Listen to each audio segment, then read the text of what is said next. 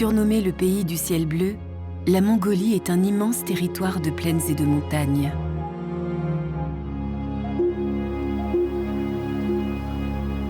Même si un tiers des habitants est encore nomade, le pays est en pleine mutation. Les yourtes sont aujourd'hui ornées de panneaux solaires.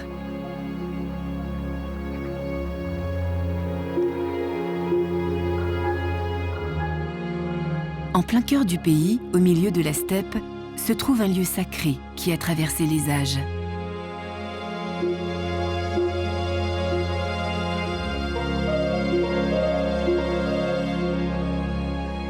Le monastère d'Erdenezu est sans doute le plus ancien sanctuaire bouddhiste du pays. Il a abrité jusqu'à 60 temples, mais la plupart ont été rasés par le pouvoir communiste au début du XXe siècle. Refondé dans les années 1990, il héberge aujourd'hui une école où de jeunes élèves viennent assouvir leur soif de connaissances. Je m'appelle Jovdu Sanjid. J'ai commencé à étudier le bouddhisme ici, à Erdenezu, à l'âge de 14 ans. Avant Erdenezu, j'habitais dans le village de Zunbayalan. J'allais à l'école. Et quand j'ai fini la dernière classe du collège, j'ai obtenu le brevet des collèges.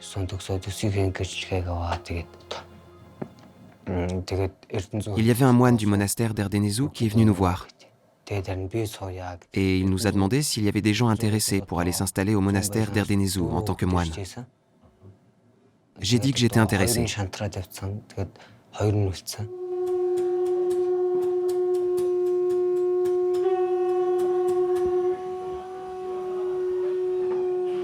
Après avoir sonné la prière du matin, Jovdu Sanjid va rejoindre les moines pour les premiers enseignements de la journée.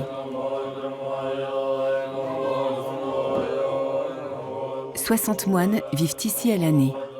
Les plus jeunes suivent un parcours scolaire normal, en plus de leur formation religieuse. Une vie studieuse et exigeante, à laquelle certains élèves arrivés la même année que Jovdu Sanjid ont renoncé.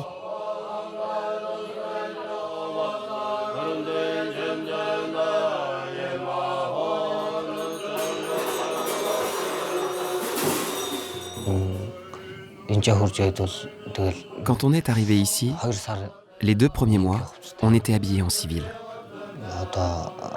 2 mois après, nous avons reçu la bénédiction de notre grand lama. Et à partir de ce moment-là, nous avons eu le droit de porter la tenue des moines. J'ai décidé moi-même de devenir moine. Ce n'était pas le choix de ma famille. Et j'ai décidé d'aller jusqu'au bout dans ce domaine. Et maintenant, ça fait 4 ans que je me suis installé au monastère d'Erdenezu.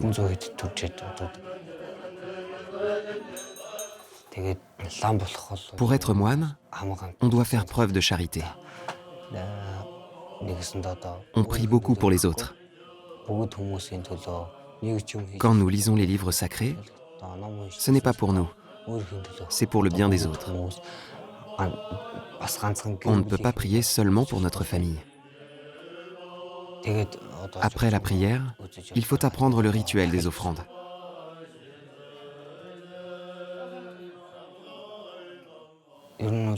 Pour nous, c'est un rituel vraiment très important, car lorsqu'on va chez les gens, on doit faire 2 choses, le rituel des offrandes et la lecture des textes sacrés.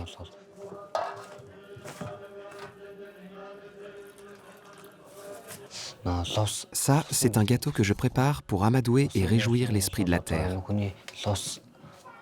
Quand il ne pleut pas, je fais le rituel des offrandes pour que le ciel nous donne la pluie. Ce gâteau est fait de farine de thé et de beurre. Les 8 feuilles sont le symbole de l'esprit de la terre. Il y a différents types de gâteaux qui ont des fonctions différentes.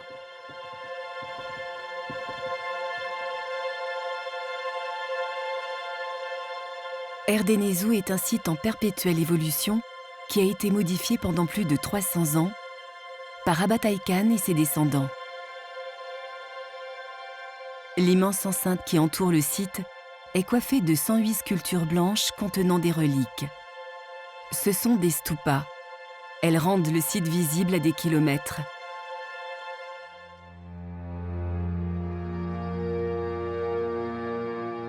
En devenant un mausolée pour les hommes, ainsi que pour le Bouddha, le stupa abolit la frontière entre le profane et le sacré.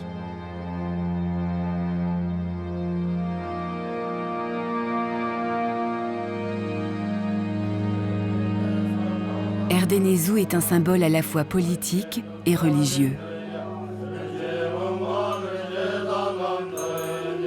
En 1939, il devient la première victime de la purge sans précédent menée par le pouvoir communiste mongol pour éradiquer le bouddhisme. La plupart des temples du monastère sont détruits, les moines exécutés. Au total, dans toute la Mongolie, les purges causeront la mort de plus de 17 000 moines.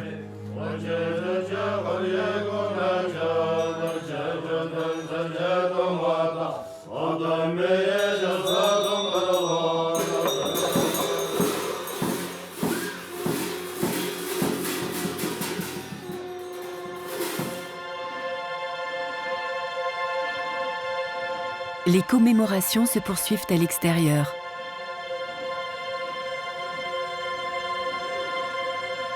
Les moines, en tête d'un long cortège, sortent du monastère.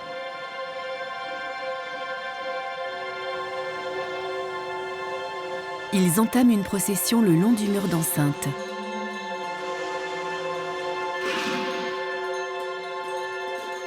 Ils tournent dans un mouvement qui les ramènera à leur point de départ, mimant ainsi la rotation de la Terre autour du Soleil.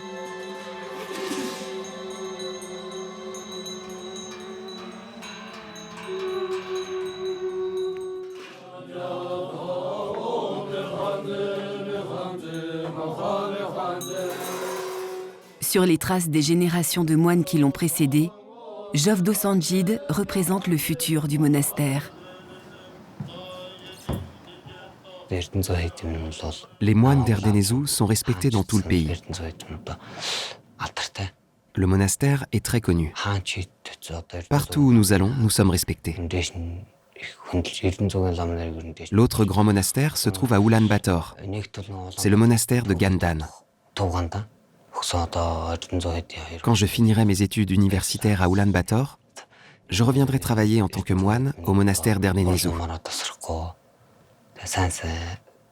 Mes deux professeurs m'accordent beaucoup de confiance et je ne veux pas trahir cette confiance. C'est pourquoi je souhaiterais revenir à Erdenézou pour devenir un grand lama astronome.